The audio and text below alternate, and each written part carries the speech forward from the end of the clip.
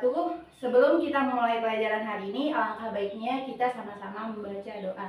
Berdoa dimulai.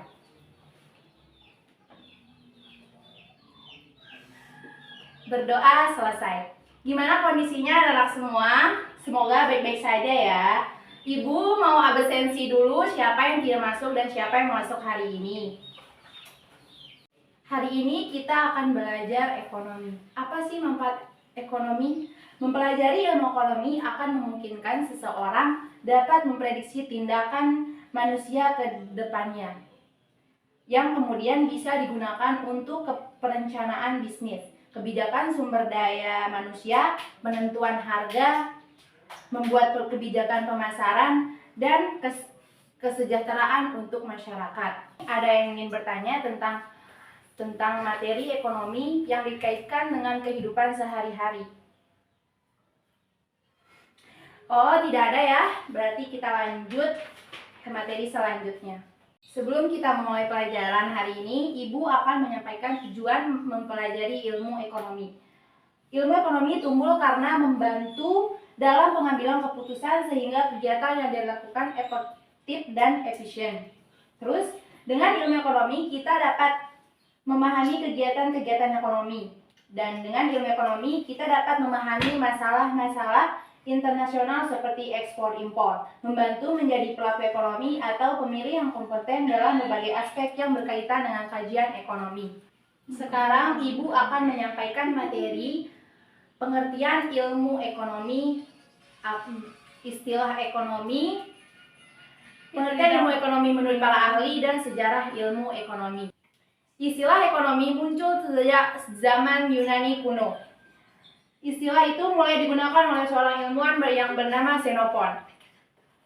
Secara etimologis, ekonomi berasal dari oikos, yaitu rumah tangga, dan nomos berarti tata aturan. Berarti oikonosmos adalah tata aturan rumah tangga.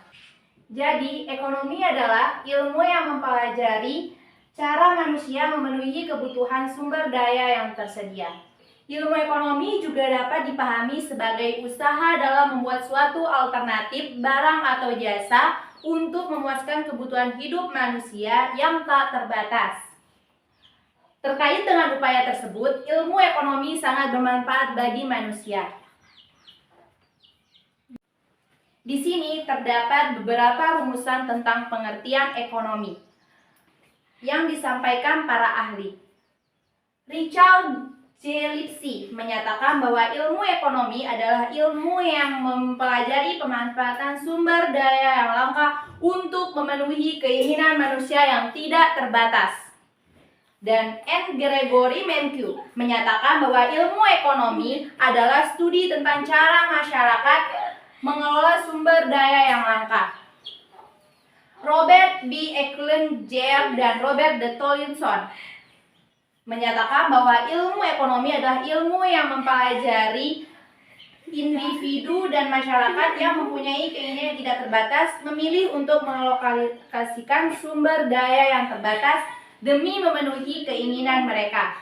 Adam Smith menyatakan bahwa ilmu ekonomi adalah penyelidikan tentang keadaan dan sebab adanya kekayaan negara.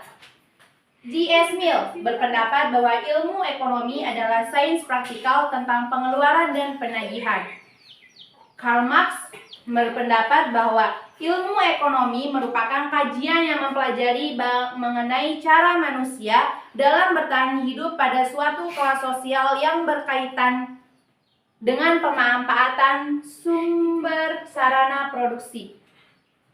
Muhammad Hatta menyebutkan bahwa ilmu ekonomi sebagai ilmu yang mempelajari tentang sebuah proses untuk mencapai kesejahteraan serta keadilan sosial dalam lingkungan masyarakat.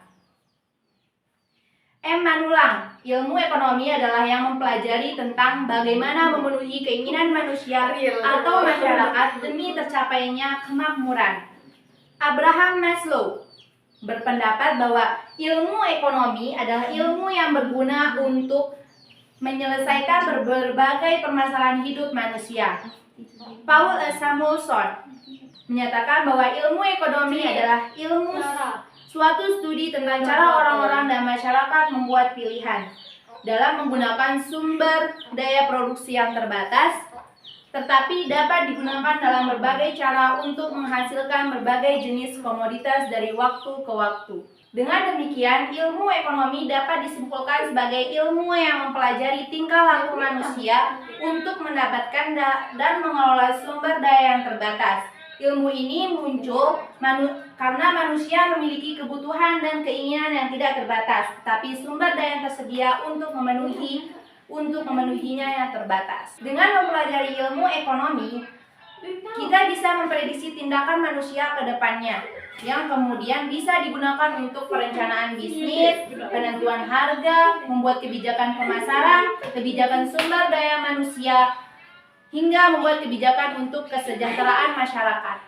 Sejarah ilmu ekonomi dan perkembangannya. Sebenarnya ekonomi sudah mulai dipelajari orang sejak zaman Aristoteles. Namun penerapan ekonomi waktu itu baru dipelajari pada tingkat yang sangat mendasar, yang lebih bersifat filosofis. Kemudian tahun 1270, penerapan ekonomi tersebut dikembangkan lagi dengan Thomas Aquinas dengan beberapa tambahan pemikiran. Pada tahun 1758, Franciscus mencoba untuk menjelaskan lebih jauh, namun sampai tahap ini, perkembangan penelaahan belum sampai membentuk satu disiplin ilmu sendiri. Sampai tahapan ini, ekonomi sering disebut dengan fisiokrat. Pada tahun 1776 muncul tokoh baru, yaitu Adam Smith yang berhasil mengangkat penelaahan ekonomi menjadi disiplin ilmu baru. Ilmu ekonomi pun dianggap sebagai suatu disiplin ilmu baru, yaitu sejak ditulis dan diterbitkan buku karya Adam Smith yang terkenal yang berjudul An Inquiry into the Nature and Causes of the World of Nations. Sejak saat itu, ekonomi sebagai ilmu mengalami perkembangan yang begitu pesat dari waktu ke waktu. Tahun tersebut sering dianggap sebagai tahun kelahiran ilmu ekonomi. Dan Adam Smith dianggap sebagai bapak ilmu ekonomi. Jadi, Adam Smith disebut bapak ilmu ekonomi karena dialah yang memberikan dasar dan konsep ekonomi yang jelas serta utuh. Ilmu ekonomi terus berkembang. Gagasan Adam Smith tersebut menjadi dasar bagi ahli ekonomi lainnya, yaitu Thomas Malthus, David Ricardo, dan George Stuart Mill untuk mengembangkannya. Ahli ekonomi tersebut kemudian dikelompokkan sebagai ahli ekonomi klasik. Tradisi klasik ini seterusnya dikembangkan oleh mazhab Austria dan diteruskan oleh Leon Wallace, Alfred Marshall, dan lain-lain pada tahun 1890-an. Tradisi klasik ini menentukan perkembangan bagian teori ekonomi yang dikenal sebagai teori ekonomi mikro. Depresi ekonomi yang terjadi pada tahun 1930-an melahirkan ahli ekonomi baru. Karya terbesar lainnya dalam bidang ekonomi dicapai pada tahun 1936 ketika sebuah buku yang berjudul The General Theory of Employment, Interest and Money diterbitkan oleh seseorang ekonom besar, yaitu John Maynard Keynes. Buku ini berhasil meyakinkan para ahli ekonomi ataupun para pengambil keputusan dan mengatasi krisis-krisis ekonomi yang dialami pada saat itu. Apa saja prinsip ekonomi? 1. Semua orang mengalami trade-off. Prinsip pertama maksudnya itu semua orang harus mengeluarkan sejumlah uang maupun sesuatu yang lainnya untuk mendapatkan suatu hal. 2. Biaya adalah harga yang harus dibayarkan untuk mendapatkan sesuatu. Prinsip kedua maksudnya dalam setiap kegiatan ekonomi yang dilakukan akan selalu ada biaya yang sepadan yang harus dikeluarkan untuk setiap transaksinya. 3. Berpikir secara rasional. Prinsip ketiga maksudnya yaitu seseorang akan berpikir secara rasional sebelum melakukan pertimbangan ataupun pengambilan keputusan sebelum menjalankan aktivitas ekonomi. 4. Setiap orang akan menyukai insentif. Prinsip keempat maksudnya insentif atau keuntungan bisa memotivasi seseorang atau masyarakat untuk melakukan sebuah usaha yang jauh lebih efektif sekaligus produktif. 5. Perdagangan dapat saling menguntungkan semua pihak. Prinsip kelima maksudnya yaitu semua bentuk persaingan dalam kegiatan ekonomi memiliki porsi atau spesialis masing-masing. 6. Pasar adalah sebuah tempat untuk mengatur aktivitas ekonomi. Prinsip keenam maksudnya yaitu siklus yang terjadi di antara produsen dengan konsumen memiliki pengaruh penting yang dapat membentuk suatu sistem kebijakan dalam kegiatan perekonomian. 7. Pemerintah mempunyai peran pada pasar. Prinsip ketujuh maksudnya yaitu pemerintah juga mempunyai sebuah wewenang yang dapat mengatur kegiatan ekonomi di pasar. 8. Standar hidup dari suatu negara dapat ditentukan oleh produksi barang dan jasa. Prinsip ke-8 maksudnya yaitu standar hidup rakyat dari suatu negara secara tidak langsung dapat ditentukan oleh produktivitas kegiatan perekonomiannya. 9. Harga dapat meningkat jika inflasi. Prinsip ke-9 maksudnya yaitu semakin banyak uang yang beredar di masyarakat maka akan mengecilkan nilai dari barang. Dan 10. Masyarakat dapat mengalami trade-off dalam jangka yang pendek di antara inflasi dengan pengangguran. Prinsip ke-10 maksudnya yaitu ketika inflasi terjadi dapat memberikan efek peningkatan banyak jumlah pengangguran dalam jangka waktu yang pendek. Setelah mempelajari apa itu ilmu ekonomi dan prinsip-prinsip ekonomi yang berlaku, sekarang kita akan mengetahui seperti apa contoh penerapan ilmu ekonomi dalam kehidupan sehari-hari. 1. Melakukan kegiatan penawaran terhadap barang atau jasa. 2. Melakukan pertimbangan terhadap barang atau jasa yang dibeli. 3. Melakukan perbandingan terhadap harga sari barang yang ingin kamu beli dengan penjual-penjual lainnya. 4.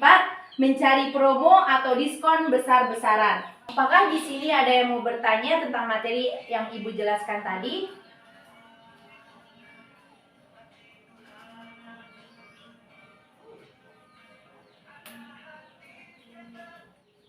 Agar lebih kalian mengerti tentang materi yang tadi, Ibu akan kasih kalian tugas rumah di LKS halaman 7 ya. Baik.